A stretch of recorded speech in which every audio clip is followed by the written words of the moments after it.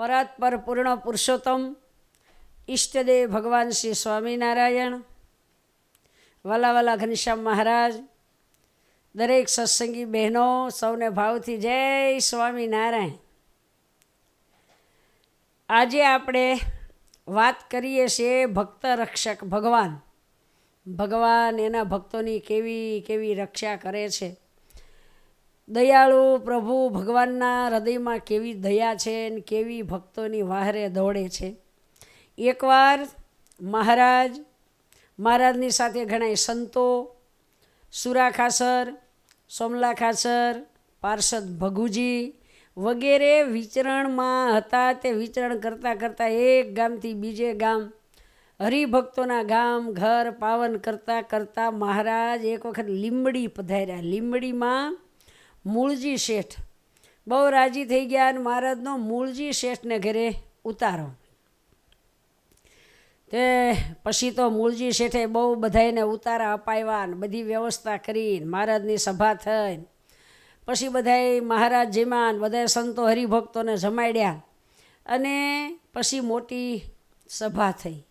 એના દરેક પરિવારનાઓએ ખૂબ બધોય લાભ લીધો.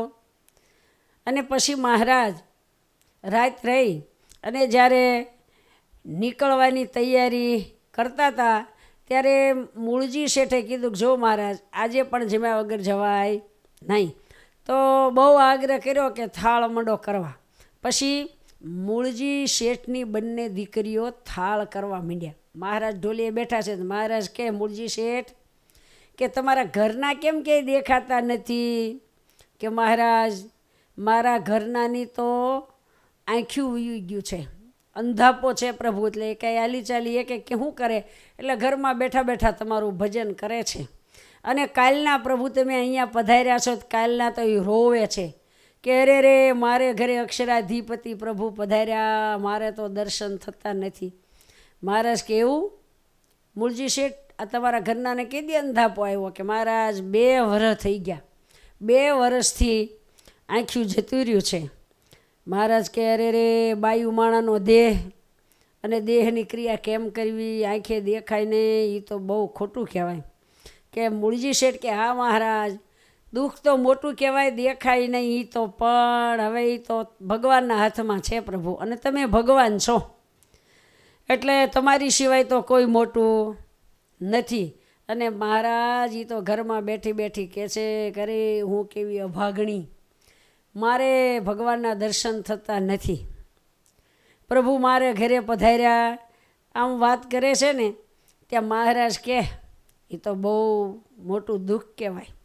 એમ મહારાજે કીધું ને કે થોડુંક ઝાંઝુ માંજુ દેખાય ને અને ઘરમાં પોતે પોતાની ક્રિયા કરી શકે, પોતાનું કામ કરી શકે એટલું દેખાય ને તોય સારું કહેવાય. એમ મહારાજ જ્યાં બોલ્યા ને ત્યાં ઘરમાં એના મૂળજી શેઠના ઘરના નામ હતું લાધીબાઈને મંડ્યું દેખાવા. એ મંડ્યા બોલવા જોવો જોવો કે જોવો મને બધું દેખાવા માંડ્યું. આમ શારેકોર ત્યાં તો બધા ભેગા થઈ ગયા અને બહાર આવ્યા અને મહારાજના ચરણમાં પડીને પંચાંગ પ્રણામ કર્યા. મહારાજ વાહ દયાળુ પ્રભુ, વાહ તમારી મૂર્તિ, તમે અહીંયા આવીને મારા ઘરે આવીને કેવી કૃપા કરી પ્રભુ, મને દેખાવા માંડ્યું. ત્યાં તો બધા એને હર્ષ થઈ ગયો. મૂળજી શેઠ તો મહારાજના ચરણમાં પડીને કે મહારાજ કરતું માં કરતું અન્યથા કરતું નારાયણ તમે છો મહારાજ. એ તમે તો મારા ઘરનાને નવી આંખ્યું આપી અને એના ઘરનાને નવો જન્મ મળ્યો એવું થયું. મહારાજને પંચાંગ પ્રણામ કર્યા.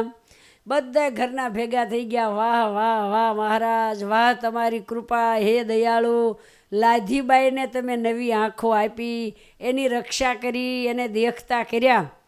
હવે મહારાજ કે કાંઈ વાંધો નહીં, સાંભળો બધા, લાધીબાઈ જીવશે ત્યાં સુધી એને આવું ને આવું દેખાશે.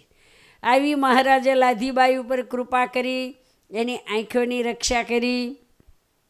અને પછી મહારાજ ગઢપુર પધાર્યા ને તે એક વખત મૂળજી શેઠ ગઢડા આવ્યા. હવે ગઢડા આવ્યા એટલે મહારાજ અક્ષરડીમાં બેઠા હતા કે આવો આવો મૂળજી શેઠ બેસો. મૂળજી શેઠ કે મારે એક કાગળ લખવો છે. હા મહારાજ કે મંડો લખવા, હું લખાવું એમ. તે એણે તો એક કાગળ લીધો, પેન લીધી અને ઠેલામાંથી ચશ્મા કાઢીને ચડાવ્યા.